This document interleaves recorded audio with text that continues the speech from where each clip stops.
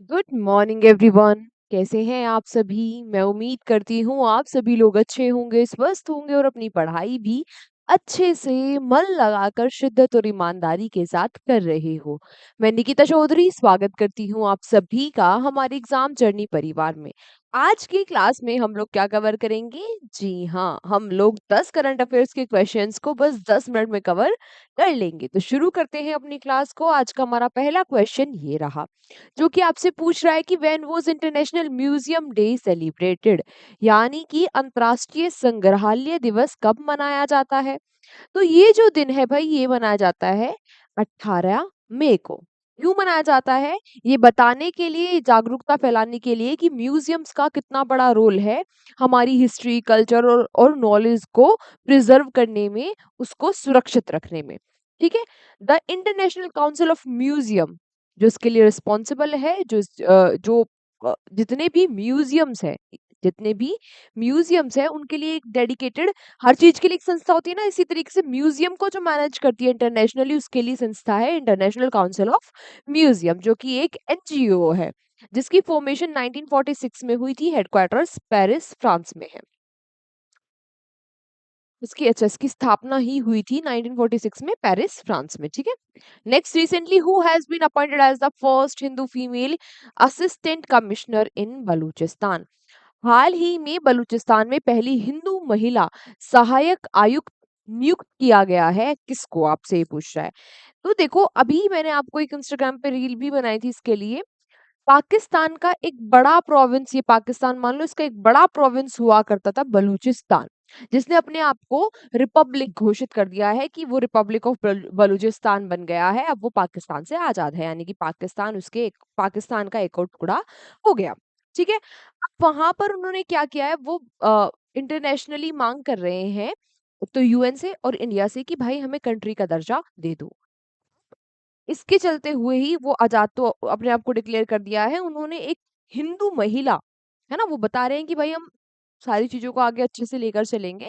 उन्होंने एक हिंदू महिला को सहायक आयुक्त नियुक्त बनाया। आपसे पूछा उनका नाम क्या है, पूछ सकता है एग्जामिनर भी। इनका नाम है कशिश चौधरी। ठीक है। देन अगला क्वेश्चन आपसे पूछ रहा है कि which ministry has recently unveil the एक देश एक धड़कन इनिशिएटिव? हाल ही में किस मंत्रालय ने एक देश एक धड़कन इनिशिएटिव को लॉन्च किया है? तो ये किया गया है मिनिस्ट्री ऑफ कल्चर के अकॉर्डिंग। एक देश एक धड़कन जो इनिशिएटिव है, one nation one heart beat, इस इनिशिएटिव को लॉन्च इन्होंने किया है। ये हमारे यूनियन मिनिस्टर कौन है मिनिस्ट्री ऑफ कल्चर के? ये है गजेंद्र सिंह शेखावत। इनका नाम भी आप याद रखेंगे। अगला क्वेश्चन आपसे पूछा, in which country has the Yala glacier been declared dead recently? हाल ही में किस देश का याला ग्लेशियर को मृत घोषित किया गया? अब ये जो याला ग्लेशियर है, डायरेक्टली आपसे पूछ लेगा कि ये कहाँ का है ना? तो ये याला ग्लेशियर है नेपाल का। पिछले 5-6 डिकेड में इसकी ये डेड हो गया है, मतलब 1982 में ये ऐसा बिल्कुल प्रॉपर ग्लेशियर हुआ करता था। 1996 में ये ऐसा दिखता था। 2008 में ये मेल्ट होना शुरू हो गया था। 2009 में इसकी तस्वीर जो है ऐसी आई। 2022 में भी यहाँ पर कुछ ग्लेशियर बचा था, लेकिन 2024 में ये ग्लेशियर खत्म ही हो गया। कहाँ का है? नेपाल का। ठीक है। नेपाल की कैपिटल काठमांडू है। यहाँ के पीएम है केपी शर्मा ओली और यहाँ के प्रेसिडेंट है Ramchandra पौडले।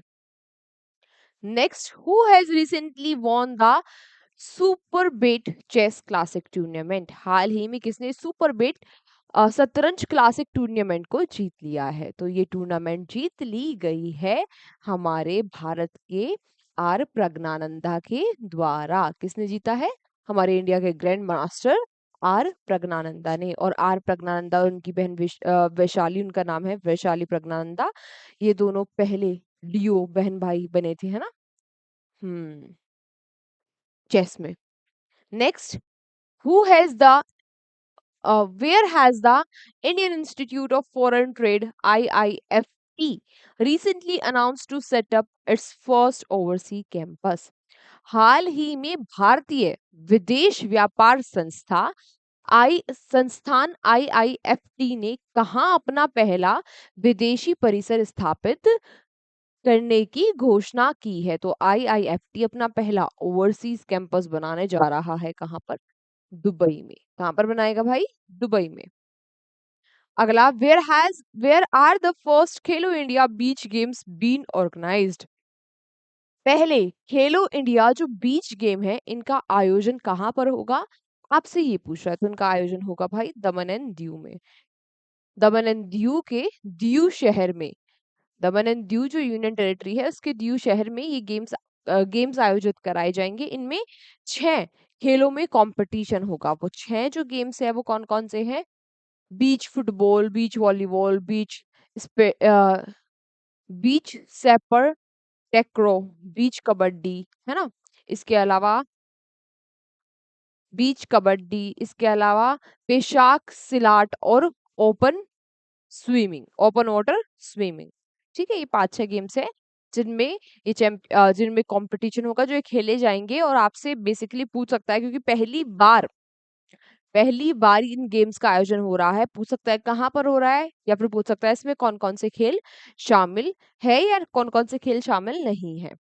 Then where was the Tista Prahar military exercise conducted by the Indian Army? हाल ही में भारतीय सेना द्वारा तिस्ता प्रहार सैन्य अभ्यास कहाँ आयोजित किया गया? तो भारतीय सेना ने अभी इस अभ्यास का आयोजन किया है वेस्ट बंगाल में, तिस्ता प्रहार। ठीक है, इसमें हमारी आर्मी की कई सारी जो इन्फेंट्रीज है, मशीन इन्फेंट्री है, artillery, arm corps, para special forces, army aviation engineers and signals, इन सभी ने पार्टिसिपेट किया है इस एक्सरसाइज में। ठीक है, बेसिकली ये जो सैन्य अभ्यास होते क्यों है? ये होते ही इसलिए है कि अगर हमारे ऊपर कोई आपत्ति विपत्ति आन पड़े तो उस टाइम पर हम तैयार हो। तो क्या करते हैं, हम पहले ही ऐसी सिचुएशन क्रिएट करके प्रैक्टिस कर लेते हैं। वेस्ट बंगाल के बारे में बात की जाए तो कैपिटल कोलकाता है, सीएम ममता बनर्जी है और सीवी आनंद बोस यहाँ की गवर्नर है। देन अगला क्वेश्चन आपसे पूछा, according to the first monthly periodic labour force survey report of NSO, what is the unemployment rate recorded in India? NSO यानी कि एनएसओ की पहली मासिक periodic labour force survey report के अनुसार भारत में बेरोजगारी दर कितनी दर्ज की गई है? यानी कि अब जो एनएसओ है, एनएसओ ने पहली बार, एनएसओ क्या करता था, क्वार्टरली और एनुअल रिपोर्ट निकालता था अनएम्प्लॉयमेंट बेरोजगारी के लिए। लेकिन पहली बार एनएसओ ने रिलीज की है मंथली रिपोर्ट। आपसे पूछ रहा है कि मंथली जो भारत में बेरोजगारी की वृद्धि दर है वो कितनी है? तो भाई वो है 5.1%। 5.1%, जिनमें से 5.2% मेल है और 5% महिलाएं हैं। अगर बात की जाए कि लेबर फोर्स पार्टिसिपेशन रेट कितना है, भारत में है 55.6%। अब ये एनएसओ क्या है? एनएसओ है नेशनल स्टैटिस्टिक्स ऑफिस। ठीक है, अब हमारे जो मिनिस्टर है national statistics and programme implementation के, वो कौन है? ये है राव इंद्रजीत सिंह। देखो, हमें होम मिनिस्टर, है ना, डिफेंस मिनिस्टर, फाइनेंस मिनिस्टर या फिर फॉरेन मिनिस्टर, ये सारे तो याद रहते हैं बेसिक बेसिक से। लेकिन अगर कहीं क्वेश्चन आया या एग्जामिनर ने इस रिपोर्ट के बारे में देखा, तो वो डेफिनेटली ये पूछ सकता है कि भाई ये इसके मिनिस्टर कौन है। आपको लगेगा कि भाई इतनी सारी मिनिस्ट्री रटी थी, लेकिन ये क्या पूछ लिया, है ना? तो जो करंट में चीजें होती है उनके साथ भी हमें अप टू डेट रहना पड़ता है अगर हमें जल्दी सिलेक्शन चाहिए तो। Next, recently the United Nations has estimated how much percentage growth in the Indian economy in current financial year. हाल ही में संयुक्त राष्ट्र ने चालू वित्तीय वर्ष में भारतीय अर्थव्यवस्था में कितने प्रतिशत की वृद्धि का अनुमान लगाया है? तो भाई यूएन ने अनुमान लगाया है कि भारत में जो वृद्धि होगी इस साल, वो होगी 6.3%। बात की जाए यूएन की तो 1945 में स्थापना न्यूयॉर्क यूएसए में इसके हेडक्वार्टर है और सेक्रेटरी जनरल कौन है? Antonio Guterres. ठीक है, आज की क्लास हमारी यहीं तक थी। Thank you so much everyone हमारे साथ सेशन में एंड तक बने रहने के लिए। अब आपसे मुलाकात होगी अगली क्लास में। तब तक अपना ध्यान रखिए, अच्छे से मन लगाकर शिद्दत और ईमानदारी के साथ पढ़ाई करते रहिए। अगली क्लास होगी हमारी एनटीपीसी के पीवाईक्यू क्वेश्चंस की, जो अभी रेलवे का एग्जाम आ रहा है ना, 5 जून से हाँ, उसी के लिए वो डेडिकेटेड क्लास है, तो मिलते हैं आपसे उस क्लास में, सभी बच्चे उस क्लास को भी जॉइन करना, अटेंड करना, ठीक है? बहुत फ़ायदा मिलेगा अगले आगे जो भी एग्ज़ाम आएँगे उनमें फ़ायदा ही मिलेगा आप लोगों को। तो मिलते हैं आपसे उस क्लास में, तब तक आप अपना ध्यान रखिए, टेक केयर, बाय-बाय। और पीडीएफ मिल जाएगी आपको हमारे एग्ज़ाम जर्नी की एप्लीकेशन और टेलीग्राम चैनल पर।